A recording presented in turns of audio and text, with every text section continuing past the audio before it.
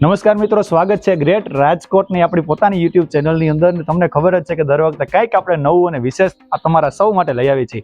આજનો વિડીયો તમને પહેલા અગાઉ જ કહી દઉં કે આ કોઈ સેલિંગ માટેના પર્પઝથી વિડીયો નથી બનાવ્યો, માત્ર ઇન્ફોર્મેશન પર્પઝથી કે જે લોકો કિચન ગાર્ડનમાં ઇન્ટરેસ્ટેડ છે, કે જે લોકોને કન્સેપ્ટનો ખબર છે કે ભાઈ કિચન ગાર્ડન કેવું હોય, અથવા જે લોકો કિચન ગાર્ડન કરવા માગે છે એ લોકો માટેનો આજે ખાસ વિડીયો બનવાનો છે. તો આ છેક સુધી અમારો વિડીયો જો, કારણ કે આ કિચન ગાર્ડનની અંદર માત્ર ફળ ફૂલ શાકભાજી તો નહીં, પરંતુ અલગ અલગ પ્રકારની ઔષધિઓ એ પણ આપણે ઘેર બેઠા અલગ અલગ કુંડાની અંદર નાના નાના છોડ સ્વરૂપે આપણે ઉગાડી શકીએ છીએ. તો જાજો ટાઈમ નથી લેવો, ચાલો આપણે આખા કિચન ગાર્ડનની મુલાકાત કરીએ.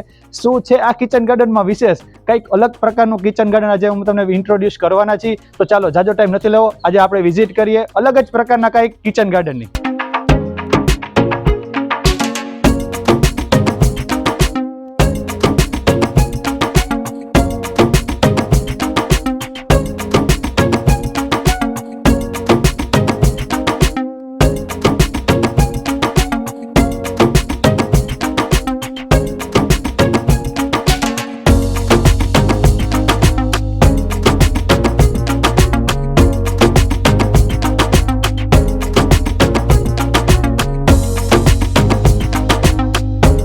અત્યારે આપણી સાથે છે પારુલબેન પંડ્યા, કે જેઓ આપણે જે કિચન ગાર્ડન હું તમને આજે બતાવવા જઈ રહ્યો છું એનું આખી સાર સંભાળ સવારથી સાંજ સુધી ખૂબ જ મહેનત કરીને રાખે છે.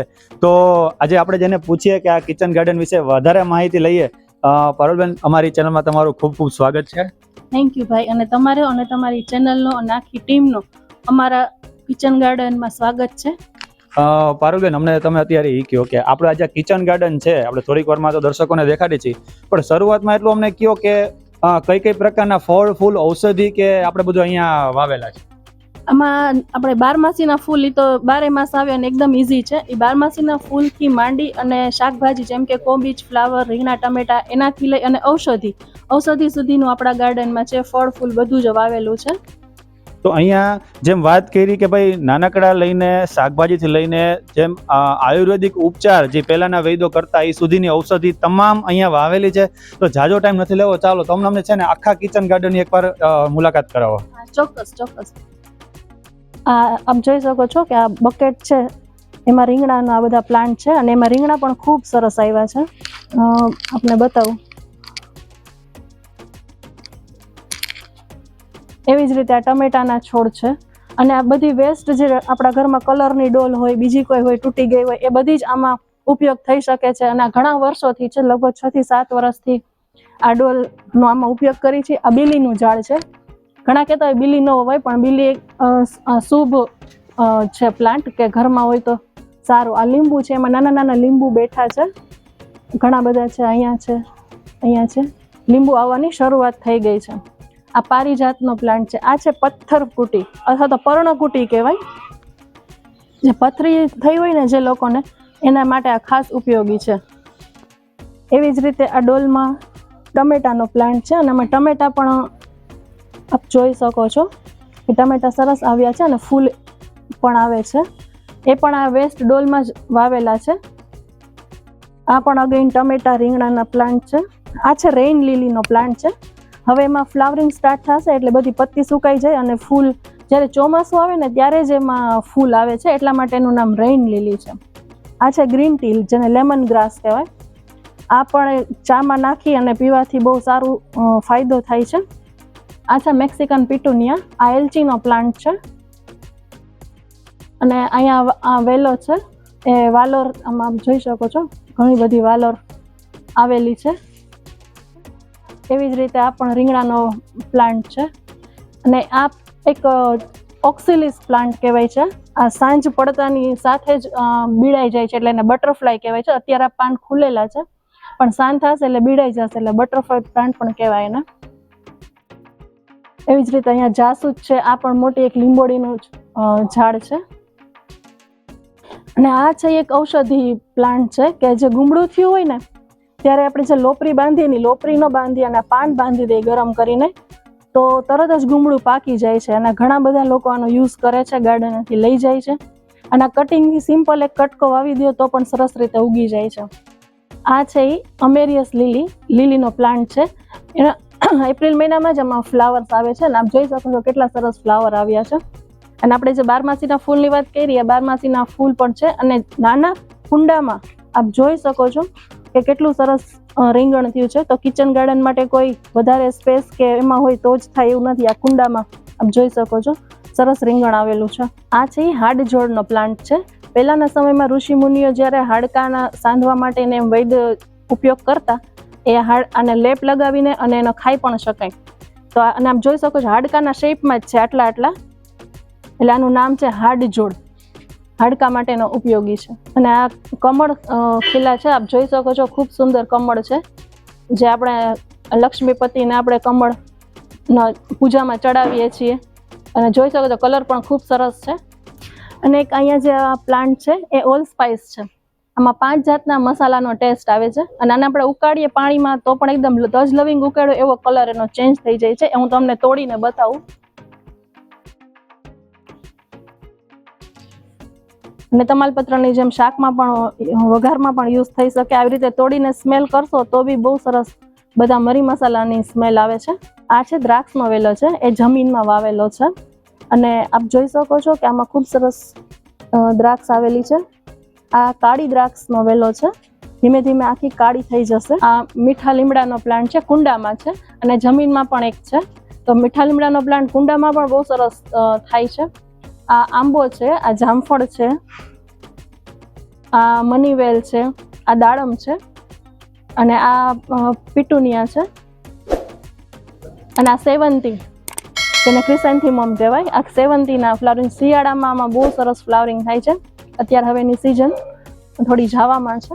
આ અપરાજિતાની વેલ છે, જેને કૃષ્ણ વેલ પણ, કોયલ વેલ પણ કહેવાય છે, જે કૃષ્ણ ભગવાનને પ્રિય ફૂલ છે. બ્લુ કલરના ફ્લાવર આવે છે. અને આ આપ જોઈ શકો છો કે આંબો છે. આ છે લસણ વેલ. આ પાનમાં જ લસણનો ટેસ્ટ આવે છે. જે લોકો કંદમૂળ ન ખાતા હોય એ લોકો આ યુઝ કરી શકે છે. અને એકદમ સરસ લસણનો ટેસ્ટ આવે છે. હવે આ છે એ ડ્રેગન ફ્રૂટ છે. આ ડ્રેગન ફ્રૂટ છે. આ છે કેળનો પ્લાન્ટ છે. અને આ ફાઇકસ ને એ બધા છે, ઓક્સિજન માટેના પ્લાન્ટ છે. આ એરિકા પામ છે. અહીંયા અગેન કૃષ્ણ ભગવાનને પ્રિય કોયલ વેલ છે. અને આ એક બહુ સરસ પ્લાન્ટ છે, વૈજંતી માલાનો પ્લાન્ટ છે. અને આપને હું વૈજંતી માલાના મોતી પણ બતાવું કે આ એના મોતી છે વૈજંતી માલાના. આમાં નેચરલ જ હોલ પણ હોય છે. કૃષ્ણ ભગવાનને આની માળા ચડાવવામાં આવે છે. અને આ જોઈ શકો છો કે આમાં એક અલગ જ કલર, જે વ્હાઇટ કલરના કમળ થયા છે, એ પણ ખૂબ સુંદર લાગે છે. આ ટમેટાનો પ્લાન્ટ છે. આ એક કપૂર તુલસી છે, જેમાં સ્મેલ કપૂરની આવે છે એકદમ. અને મરવો પણ કહેવાય છે. આ એડેનિયમના પ્લાન્ટ છે.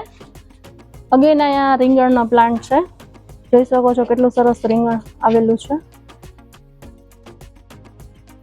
અહીંયા પણ રીંગણ છે. અહીંયા કોબીજ, અને આ કોબીજ છે અને ફ્લાવર આવેલું છે.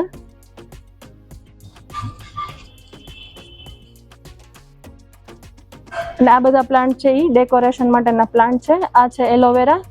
અને આ પાત્રા, જેને અરવીના પાન પણ કહેવાય છે, એ પણ ઘણા બધા સરસ થયા છે. અને આ મરચા છે, જોઈ શકો છો એ ખૂબ સરસ મરચા આવ્યા છે. અહીંયા ગુલાબ છે, જાસૂદ છે, આ બધા ફ્લાવરિંગ પ્લાન્ટ છે. અને આ જે ડ્રમ છે એને આપણે આડા કટ કરી અને એમાં વાવ્યા છે. આ છે કોબીજ છે. આ બધા જ કોબીજના પ્લાન્ટ છે. અને જોઈ શકો છો કે સરસ અંદર કોબીજનો જે દડો છે એ બની રહ્યો છે.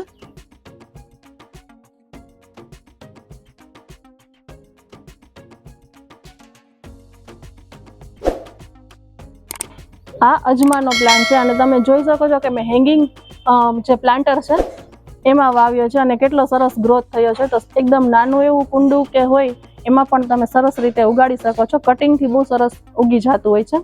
અને આ છે જુઈ, કે જે આપણે તેલ બનાવતા હોય એમાં સ્મેલ માટેના ફૂલ યુઝ થઈ શકે, ભગવાનને ચડાવવામાં બધી રીતે. આની સુગંધ ખૂબ જ સરસ હોય છે. જુઈનું ફ્લાવર, જેને જસ્મીન પણ કહેવાય છે. તો મિત્રો આપણને છે ને ખૂબ જ સરસ મજાની કિચન ગાર્ડનની માહિતી પારુલબેન પંડ્યા દ્વારા મળી છે. પારુલબેન, ફરી એકવાર અમારી ચેનલ તરફથી તમારો ખૂબ ખૂબ આભાર માની છીએ કે તમે અમને અહીંયા આવીને અને આ જે કિચન ગાર્ડનનો કોન્સેપ્ટ અમને સમજાવવાનો એક મોકો આપ્યો. તમારો ખૂબ ખૂબ આભાર અમે વ્યક્ત કરીએ છીએ. તમે પણ અહીંયા આ સરસ કિચન ગાર્ડનની માહિતી તમારી ચેનલ થ્રુ બધા લોકોને પહોંચાડશો એના માટે તમારો પણ ખૂબ ખૂબ આભાર. અત્યારના સમયમાં બહુ જરૂરી છે કે લોકો ઘરે કિચન ગાર્ડન કરતા થાય, કેમિકલ વગરનું શાકભાજી ખાય. તો વધુમાં વધુ લોકો તમારી ચેનલના માધ્યમથી અમારું આ કિચન ગાર્ડન જોઈ અને પ્રેરિત થાય અને લોકો પણ પોતાનું ઘરે શરૂ કરે કિચન ગાર્ડન. પારુલબેન, અમારી એક બીજી જાણવાની એ ઈચ્છા છે દર્શકોને કે ઘરે જ્યારે આ કોઈ કિચન ગાર્ડનનો કોન્સેપ્ટ અમે લોકો વસાવીએ તો જે આ કુંડાનો યુઝ આપણે કરેલો છે એ કયા કયા કુંડાનો આપણે યુઝ કરી શકાય અને સાથે સાથે કોઈ ખાતરનો જરૂર પડે કે ન પડે, અને જો જરૂર ન પડે તો આપણે એમાં શું વ્યવસ્થા વધારે બીજી કરી શકાય? કુંડામાં એવું છે કે તમે માટીના કુંડા પણ વાપરી શકો અને પ્લાસ્ટિકના કોઈ ટબ છે, બાલદી છે, જે નકામી પ્લાસ્ટિક વેસ્ટ હોય એનો તમે કુંડા તરીકે યુઝ કરી શકો. તો બે વસ્તુ થશે, પ્લાસ્ટિક વેસ્ટમાં અટકશે અને પર્યાવરણને નુકસાન થતું બચશે, અને બીજી વસ્તુ કે તમારા પ્લાન્ટ પણ સરસ ગ્રો થઈ જશે. હવે વાત આપણે ખાતરની કરીએ તો અમે કોઈ પણ જાતનું કેમિકલ વાળું અથવા તો પેસ્ટિસાઇડનો યુઝ નથી કરતા અને છાણિયું ખાતર ગૌમૂત્રથી જે બને છે એ જ ખાતર વાપરીએ છીએ. આખા ગાર્ડનમાં ફળ, ફૂલ, શાકભાજી બધામાં કોઈમાં અમે કેમિકલ વાપરતા નથી અને કેમિકલ વાપરવું પણ હિતાવહ નથી. તો ઘરે કિચન ગાર્ડન કરવાનો કોઈ મતલબ જ નથી. એટલે તમે એમાં છાણિયા ખાતર અને દેશી ખાતરથી જ વાપરી શકો. અને હું એક એન્ઝાઇમ પણ વાપરું છું અને એની બધી ડિટેલ તમારે જોતી હશે તો એના પણ મારી ચેનલ પર મળી જશે ટૂંક સમયમાં. મિત્રો, આપણે એ પ્રમાણે જાણ્યું કે આ જે કિચન ગાર્ડનની વિશેષ માહિતી તમે પારુલબેનની એક સરસ મજાની યુટ્યુબ ચેનલ છે પામ્સ ગાર્ડન કરીને, કે ત્યાં તમે જઈને કિચન ગાર્ડન વિશે વધારે માહિતી મેળવી શકો છો. જો કદાચ ચેનલ સબસ્ક્રાઇબ ન કરી દો તો જે પામ્સ ગાર્ડન યુટ્યુબ ચેનલ છે એને સબસ્ક્રાઇબ કરી લેજો અને વધારે માહિતી તમને ત્યાંથી પણ મળશે. તો ફરી એકવાર પારુલબેન, અમે તમારો ખૂબ ખૂબ આભાર વ્યક્ત કરીએ છીએ અને સાથે સાથે દર્શકો અમે તમારો પણ આભાર વ્યક્ત કરીએ કે આ વિડીયો તમે છેક સુધી જોજો. તમને એવું લાગતું હોય કંઈક વધારે માહિતી હજી તમારે જોઈ છે તો મેં તમને જેમ પહેલા વાત કરી પામ્સ ગાર્ડનનો તમે ચેનલ ઉપર જઈને માહિતી લેજો. તમને એવું લાગતું હોય કે અમારી પાસે કંઈક વિશેષ માહિતી છે કે જે લોકો દર્શકો સુધી પહોંચાડવી છે તો તમે ગ્રેટ રાજકોટ ટીમનો તમે કોન્ટેક્ટ કરી શકો છો. તો કંઈક આવા નવા વિડીયો સાથે આપણે રોજબરોજ મળતા રહીશું. ત્યાં સુધી આવજો. જય હિન્દ, જય ભારત.